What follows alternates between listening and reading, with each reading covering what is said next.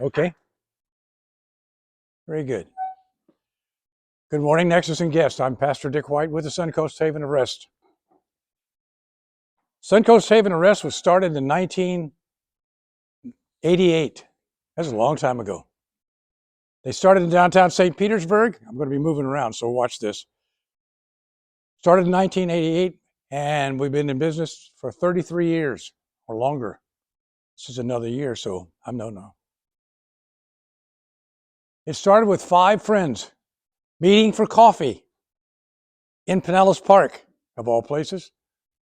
And they decided, we need to do something about the homeless people in St. Petersburg or in Pinellas County. Well, what can we do? Well, I don't know. We ought to do something. Okay. So they did some research and they looked around and see what they could find. And they went down to see, they went to the city of St. Petersburg and said, we want to start something to help the homeless. They said, we don't want to talk to you. We have no help from them. And they didn't want to do it. They wanted to discourage us. We don't want homeless people here. Well, guess what? It's already here. It's too late. But they decided they were going to pursue it, and they did. We only have one person left out of that whole group of guys 33 years ago that's still left. And he's still going. If I told you his name, you would recognize it. But I won't do that because it's private. So the idea is that we started with that, and we continue to do with that with what we get. We started, and we finally found a place, and since they didn't want us in St. Petersburg, we went to Pinellas Park, and they found a place up there to start. So we started with just meeting with them and doing visitations and also serving meals to the people that would come.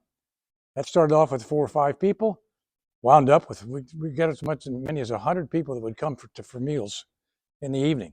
And so we do that. And then we present the gospel and let them go with that and say what they wanted to do. And that's fine. But we said, we need to do more. So they decided they were going to start a bread ministry. There's a lot of bread that comes out. They don't sell all the bread all the time, and you can collect that and you can hand that out to people.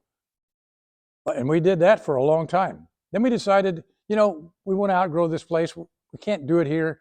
We're stuck in between the vice mayor of Pinellas Park and a bar, okay? And every time somebody get drunk to go out and do something, they blame us for it because we feed them.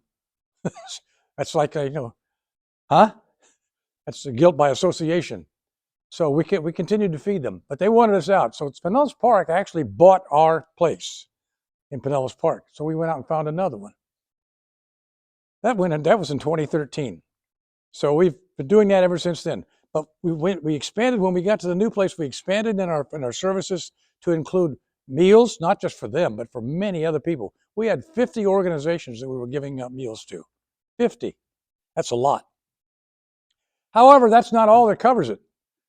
We did that fine until 2022. In October of 2022, we had one of our staff members had a fire, and it destroyed that and his room, actually just very little bit.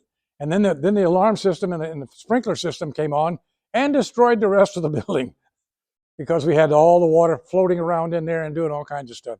So they've had several different things going on all the time. So we've been shut down since October of 2022. That didn't mean we stopped. We kept doing what we could do as long as we could do it.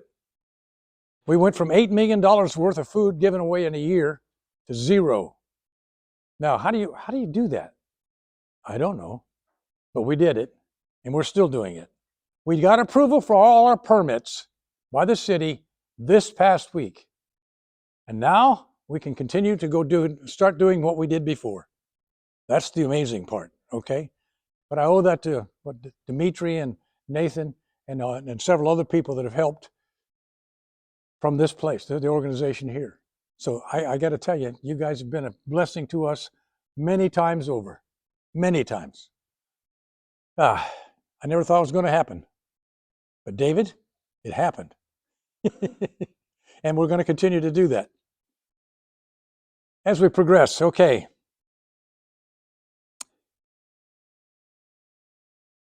We're seeking direction right now because we're starting all over again with what we had. The building and everything is the same. I'll show you. Flip. Michael? Yes, yes, yeah. Oh, I did go down. That's what, that'll work. Okay, that's the facility right there that we have. We're in between two huge businesses. On one end is a petroleum business. I don't know if they're legit or not. I never see anybody over there. Big building, and they keep making money, and they keep making changes. I don't know what they're doing over there, that building, but that's different. And then we have a auto repair business on the other side that does welding and all kinds of stuff. I don't know what they do either. But in any case, I know what we do. Right now, we're trying to do it. That's the yellow warehouse is where you drop off your donations.